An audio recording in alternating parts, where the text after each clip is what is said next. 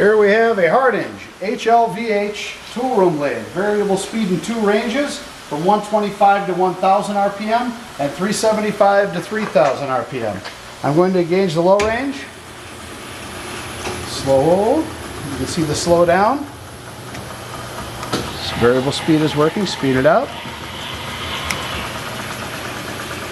If I want to slow it down again, go into the high range.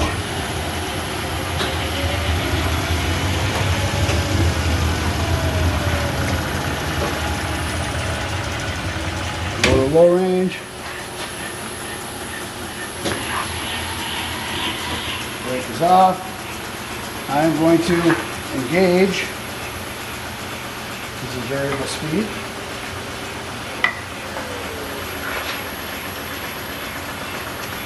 Compound.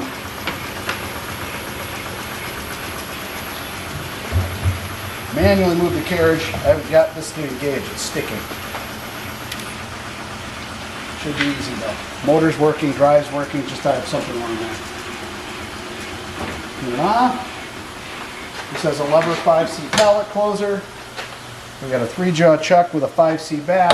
There's a thing. The Aloris Toolpost with quick change tools, 5C collets and manuals. There you go.